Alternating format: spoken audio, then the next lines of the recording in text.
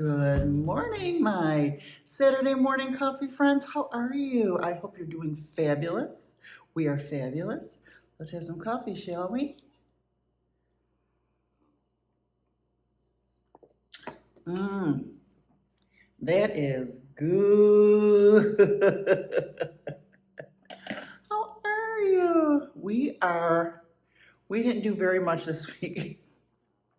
We got sucked into that book. And have I mentioned that I started watching Army Wives? Yes, sometimes staying up very late because of cliffhangers. Right, boopy, boopy? Oh yeah, so yeah, I was putzing around and I saw Army Wives and I never really watched it before. I don't know why. And I thought, let me just see what's going on because it was free on Roku or something like that. So I watched one episode. I was like in the middle of the second season, and then one episode, then the next episode, and then another episode. I ended up watching at least 6 episodes. And then the next day I watched some more, read my book, watched Army Wives. I did do some art too. Oh, I did do some art. If I haven't shared it, I think I'll share it at the end here. And then I remembered. Then I went and looked on Hulu to see if because when it's on Roku, you'll have like an Army Wives channel, and you just have to watch whatever season that they're playing at that time, and they'll play the whole series from season 1 to the end until, so it's going on 24/7. So you gotta, whatever you turn on the TV, you just kind of jump in wherever it's at. So I looked on Hulu, because of course I have Hulu with no commercials, and I got on Hulu, and so then since I started at the second season, I went back to the first, which was, since I watched like 7 or 8 episodes of season 2, it was really interesting to start at season 1 again and try and remember or not remember what happened and things like that. So I got hooked.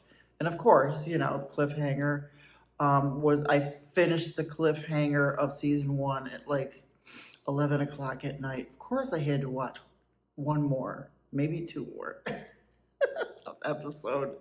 Because when I started watching the second season, oh my God, am I just going on about it was in the middle of the second season or something like that. So anyways, I'm hooked on Army Wives.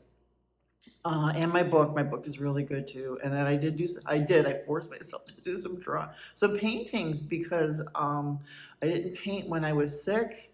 And then I was just kind of weak and things like that. And so I had to get back into it because I don't want to miss my love of my art, which I absolutely love. So, so I thought when I was on, I get all these weird newsletters and stuff like that, and they ask questions. And one of the questions was, share something your parents did to make your childhood magical. And I want you also to do the same thing. I didn't know I was poor. Even when we moved to the projects after my parents' divorce, I didn't know I was poor. I didn't know what the project was. I just knew that all these buildings had different colors and there were so many of us kids, and that's all that mattered. My mom would make us forts, like tents and blankets over a clothesline. And she was an awesome seamstress too, because she made us really cool Halloween costumes. One year, I think I was like 5, she made me the Jolly Green Giant. I'm telling you, with leaves, and I think she even put real leaves and stuff like that with the hat and everything. My mother was such an excellent seamstress. She didn't use patterns. I remember people would come to her and one girl wanted, she would show magazine pictures, and my mother would sew those things. So she would also do alterations and stuff like that. But even in my 20s, she made me the coolest Lillian Munster dress. Yes, with the trails and everything. It was so cool. and I was oh no, not I was Morticia, and my friend Kelly was Lillian Munster. But she made me that cool Morticia dress. You know how she used to walk in that dress. But yeah, she really did make my life magic. Maybe that's why I didn't know I was poor. But yeah, tell me something that your parents did to make your childhood magical. I want to know.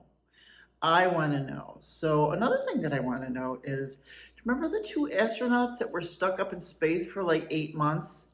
How come we haven't heard anything about them anymore? I want to know if they're doing okay. I want to know how they are. How come we never hear about stuff anymore? Because people just don't care. They just media just goes on to the next thing. I want to know how those astronauts are doing. So, this isn't going to be very long. We're kind of boring.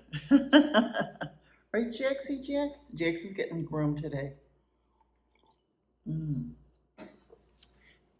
So you can see his face. Look at you, can't even see his face anymore. Jax, you're getting groomy today. Right, boops. So your retro reference is Sail on Silver Girl, Sail on by. Simon & Garfunkel's Bridge Over Troubled Water refers to Paul Simon's then girlfriend, Peggy Harper, who had just noticed her first gray hairs. Simon added the verse on the spot, seeing it as an affectionate, humorous inside joke to comfort her. The line was not a reference to a heroine, as some speculated, but a lighthearted comment on her finding a few silver hairs in her hair. Things I Googled this week. Who is the drummer on Carly Simon's That's the Way I've Always Heard It Should Be? The drummer on Carly Simon's was John Ciomos. John Ciomos was an American rock drummer who also performed with musicians like Todd Rundgren and Rick Derringer. Okay, so the reason for all this is because it was Labor Day weekend. How was your Labor Day weekend? Did you have a good time? Did you have fun? What did you do? I listened to the Groovy 1000. That's what I did. So I put the Groovy 1000. Now that was the Groovy 1000 is on the Super 70s channel, which is online, and Google Super 70s channel.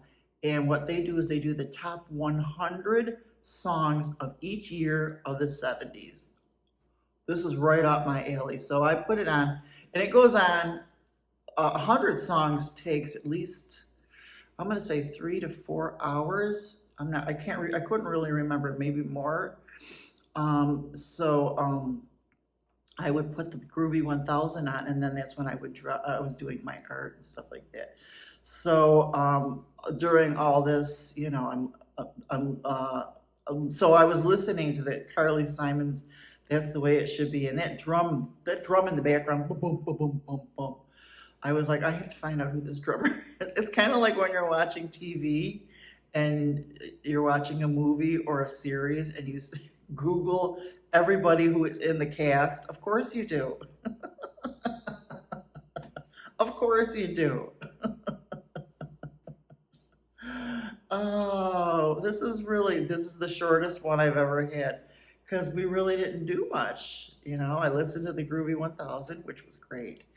Of course, you know, it even went on when you were sleeping. So people were trying to making suggestions on Facebook, like, could you do it? I made a suggestion. Could you do it from like 12 to 6 and do it all week long or something like that? Or even like 9 to, because it started at 7 a.m. in the morning. But then when you go to bed, it's still going on.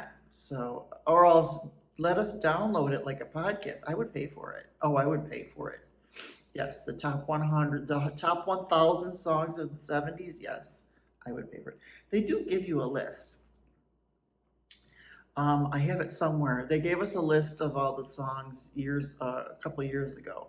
Of course, I screenshotted them all. I could always take that list and just make my own Groovy 1000s with YouTube, make playlists in YouTube. That's a thought that would take a long time to do, but it would be cool. It would be cool. I made so much art this week, I can't believe it. I just noticed it when I was putting together my Saturday morning coffee. So I also did a couple videos as well. So look for those videos that I did of my art. All right? All right, let me get you back to regular business. But that's it. I really don't have much else to talk about because we're boring, but I have stuff coming up. I'll let you know when it happens.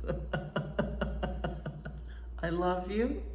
I have given you a quote. Everything around you, every convenience you enjoy, every space you inhabit, every service you use was one person's refusal to accept the world as it was. And I'll talk to you soon. Bye-bye.